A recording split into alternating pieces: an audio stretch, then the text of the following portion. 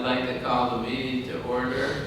This is the meeting at Bella Vista City Council, June 24, 2024. We'll start with the Pledge of Allegiance. I pledge allegiance to the flag of the United States of America and to the republic for which it stands, one nation, under God, indivisible, with liberty and justice for all.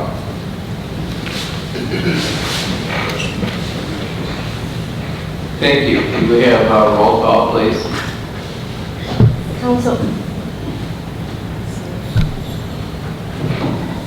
Councilmember Snow. Here. Hughes. Here. Wozniak. Here. Wilms. Here. Fowler. And absent and Hanschel. Here. I'd like to start out the meeting by offering the city's condolences to Wayne Jertson. He was our city clerk for 8 years, and his spouse of many years, Marcia Jertson, passed away this past weekend. So we're very sorry to hear that. The first subject is citizen input. Per the rules, there's a 3-minute per person time limit to address the council on any topic of that person's choosing. And that's the only relevant requirement today. So I'll read off people, and you can come up, approach the podium, and speak at the microphone. Clinton Tucker of 4 Onby Lane, and the topic is code enforcement.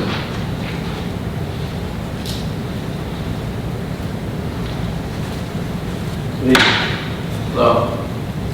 First off, I'd like to thank you for your help this week.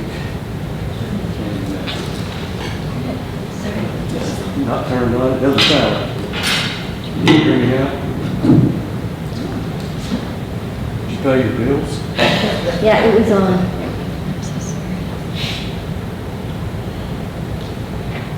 You have to speak pretty close to the mic, though. Can you hear me now? No.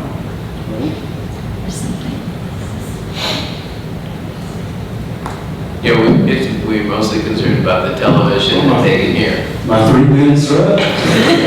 We're starting 3 minutes over. I'm just kidding. I just wanted to talk to you guys about rules for code enforcement. I would like to see some concrete rules put in place so there's no question about whether or not when code enforcement comes out, there's violations. And in my case, I've got realtors telling me that because of a house up the street that is maybe mowed once a year, that I need to take a $50,000 cut on my house because prospective buyers come by are going to go past that house. But when code enforcement comes out, they say, gosh, I don't see anything wrong with it. And according to their rules, if that code enforcement officer is correct, yeah, there's nothing wrong. But common sense tells me there is a whole lot wrong there. And if a realtor that's never been down that street before, if he sees it, then something's wrong. Now, saying that, one of the rules that I hope would be changed, code enforcement for the last 6 years, every time they come out, if I see them, I walk right up there. And they have always told me that if we see code violations, we don't do anything about it. We have to wait for complaints.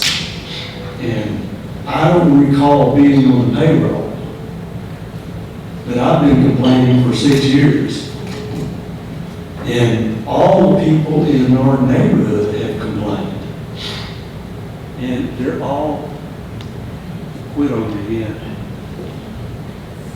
Anyway, they all are just tired of complaining because code enforcement comes out. The last time they came out for me, He was mad from.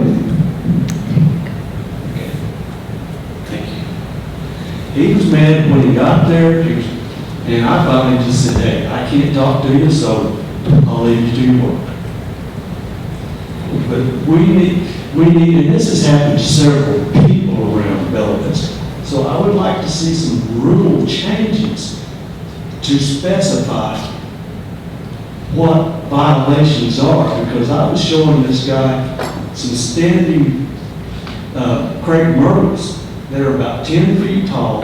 They've been dead for 6 years, since the other owner owned the house. And he said, there's nothing wrong with that. It's not out of violation. There's a few green leaves down here by the bottom, about this far from the ground. Sir, your time is up. So, you know,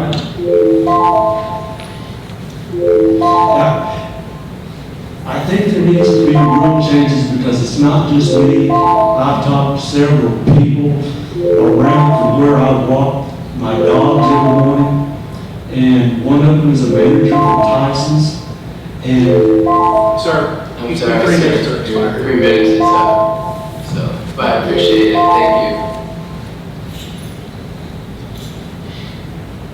you. Is there, let's see, the next up, that's it, only a citizen comment. Next subject is council reply. See that? Go ahead, Wendy. I believe that he might have emailed you. Would you be okay forwarding that email to council? Would that be okay or permissible?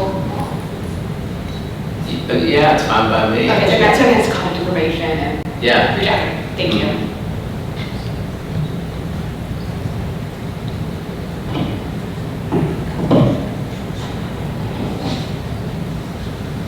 Yeah, when he came and met with me, and I told him how to come here and speak to the group and whatnot, so. Anybody else? Okay. Next topic is action on the minutes of the regular meeting of May 28th. If no one has any corrections, I'll take a motion to approve. So moved. Second. That was Mr. Snow and Mr. Wilms. A roll call vote.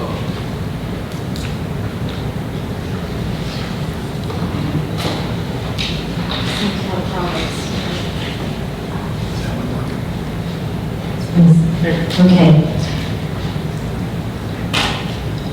The motion was made by, Mr. Snow. Mr. Snow, and second by Mr. Wilms. thank you. So roll call vote, Councilmember Snow, Yes. Hughes, Yes. Wozniak, Yes. Wilms, Yes. Fowler is absent, and Hanschel. Yes. Motion carried 5-0. Next matter is reports. We have a financial report for the period ending April 30, 2024. So that's year-to-date, so that's for the first 4 months. The financial situation continues to look pretty good. The total revenues are up 5.9% over last year, and they're also up over budget. City sales tax is up 6.6%, and county sales tax is up 4.7%, which is not the usual. Usually the county is, at least all of last year, the county was a higher increase. So we'll see if that's a 1-month aberration or not. On the expense side, the operating expenditures are up 6.7% compared to last year, and they're almost $1 million below budget. So far this year, we're doing a good job controlling the expenditures. And so it's very similar to the reports we had last year, and we continue to do well, even with the higher interest rates. Commerce seems to be on the upswing, at least in our area. The next item on the agenda under new business, excuse me. First, the chair, I would like to entertain a motion to suspend the rules of order and procedure to allow all ordinances on the agenda to be read by title only. So moved. Second. That was Mr. Snow and Mr. Wozniak. Roll call vote. Council members Hanschel, Yes. Wilms, Yes. Hughes, Yes. Wozniak, Yes. and Snow. Yes. Motion carried 5-0. The first item is a public hearing, and this is related to item B on the agenda, which is vacating a public utility easement and for other purposes. So if any citizen would like to come up and speak on this issue, they can do this at this time since the public hearing is open. So if you'd like to speak on it, you can just approach the podium. Okay, seeing none, I'm going to go ahead and close the public hearing. Next item is item B, which is the ordinance vacating a public utility easement and for other purposes. Before we go ahead, I did notice on the ordinance, on the signature page, for the date of passage, it has 2023, it should be 2024, at least in my copy. So, is there any discussion? Motion to approve? Motion to approve. Mayor, that's not in order, but this is first reading on ordinance. Oh, So that's we right, have to go it's to first third reading, final I'm reading. sorry. We have to go to third and final first, which I think the staff would like us to do. Motion to go to third and final. Suspend. That was Mr. Hanschel and Let you Mr. do it Williams. You move to suspend the rules and go to third and final reading. Yeah, make a motion to suspend the rules and go to third and final reading.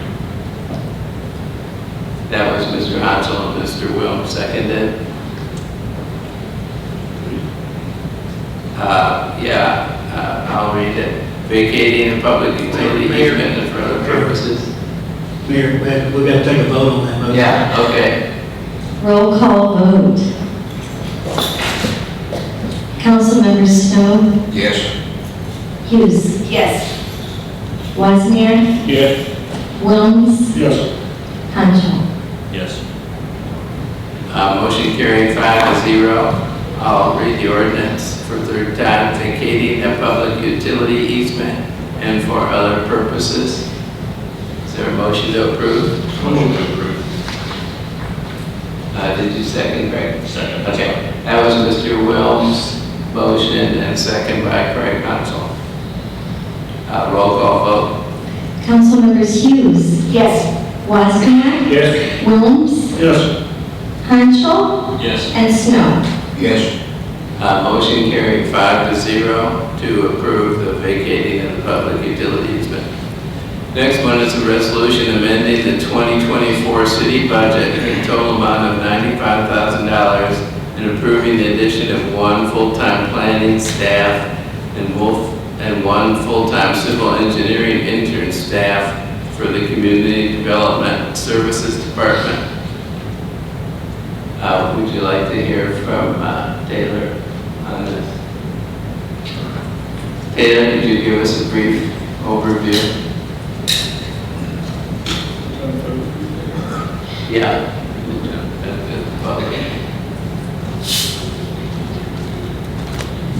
Okay. Yeah, so we are requesting some additional help over in CDS planning with a full-time position. I know my staff memo, I went into detail about how busy we are and how many projects we're doing. So we're really looking for an experienced staff member with this request. And then we're looking for some help in our engineering division as well. We have a part-time engineer currently, and he is just not bored, just to say the least. So we have GECs that are coming in, which is their most important or most popular, I would say. We used to review 30 to 40 a month, and now he's reviewing as a part-timer 80 a month. So they're coming in really quick, and so we, to keep up with that, make sure that we're performing the way we should for our taxpayers and developers in the area. Requesting some help from you guys. I had full-timer on that as well. happy to take any questions. Chris is also here if you have any specific engineering questions as well. Any discussion? Motion to approve. Second. That was Mr. Hansel and second, Mr. Wozniak. Roll call vote. Councilmembers Wozniak, Yes. Wilms, Yes. Hanschel, Yes. Snow, Yes. and Hughes. Yes. Motion carried 5-0. Next resolution is expressing the official intent regarding certain capital improvements.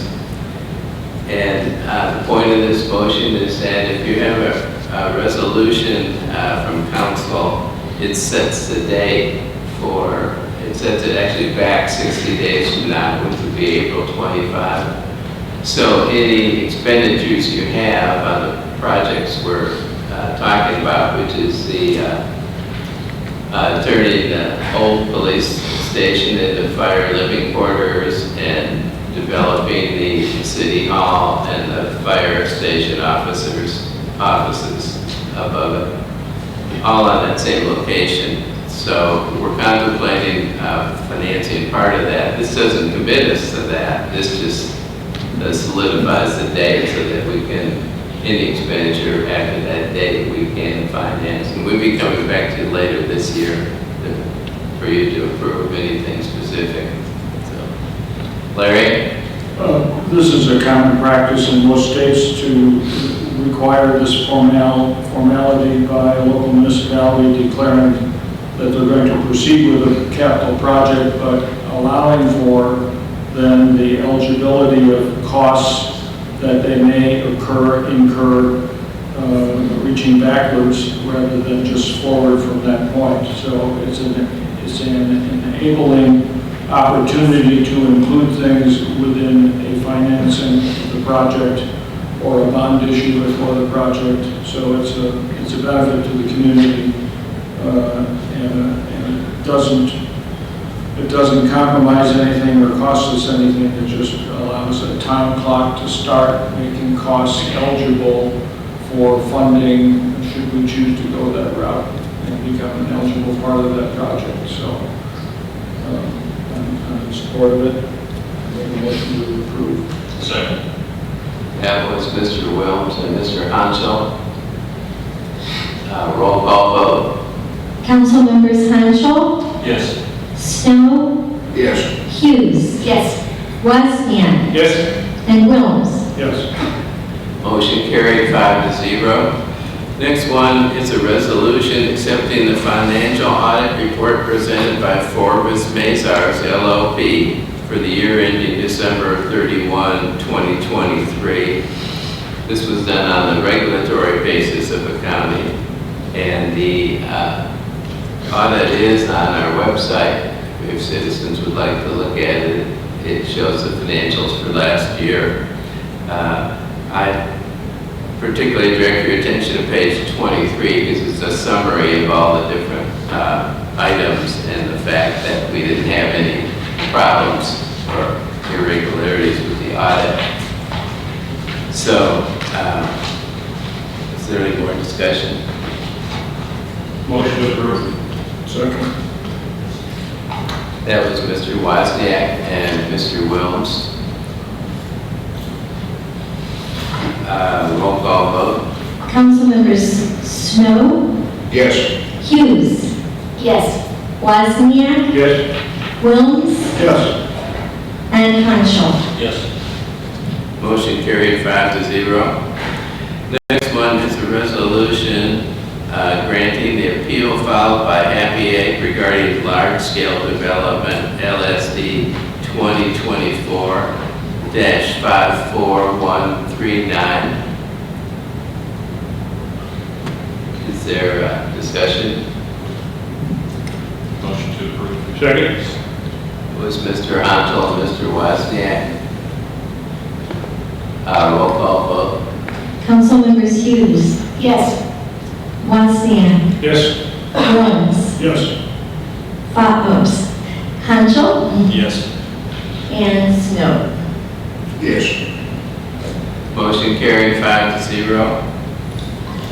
The next one is a resolution authorizing the mayor and city clerk to enter into a 3-year lease contract with Stronghold Data LLC in an amount not to exceed $28,584.75 for the lease of Dell computers and associated equipment. And I think John Vogel spoke to you folks about that at the work session last week. So I'm sure he's here right now. So Move to be approved. that was Mr. Snow and Mr. Wozniak. Roll call vote. Councilmembers Hughes, Yes. Wozniak, Yes? Wilms, Yes. Hanschel, Yes. and Snow. Yes. Motion carried 5-0. Before I go into the announcements, I just noticed that our financial advisor, Cheryl Schluterman, is here. So I appreciate you showing up. If would you like to say a few words to the council? Well, it's exciting to be here in the new building. I hadn't been here since y'all did. I didn't really have anything to say. I apologize for being late, so if I missed anything, if you have any questions for me regarding the official intent or anything, I'd be happy to answer those. I unfortunately had to, I got a detour, so I got lost. So I apologize. I thought maybe I just didn't notice you were here, but No, I was late. I didn't really explain to the council that the way we set that resolution up, it could be for an Amendment 78 loan, or it could be for a revenue bond, it could be either way. So, That's a state code requirement, state requirement. Federal To do that. In order to reimburse it. Yes, exactly. yeah.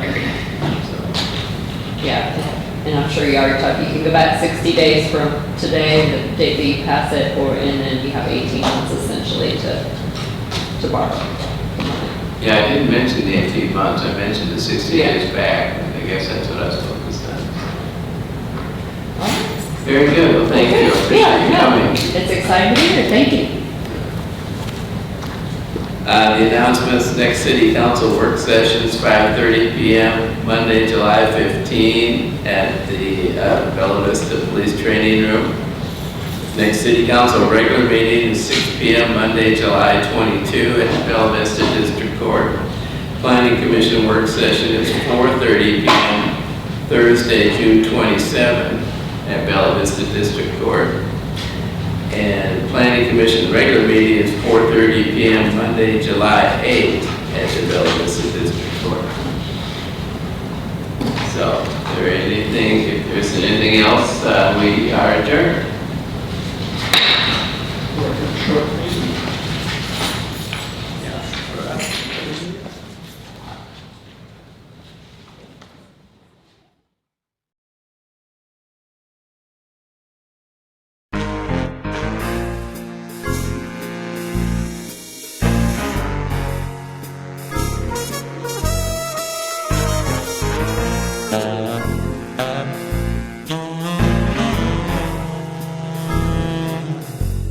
Thank you.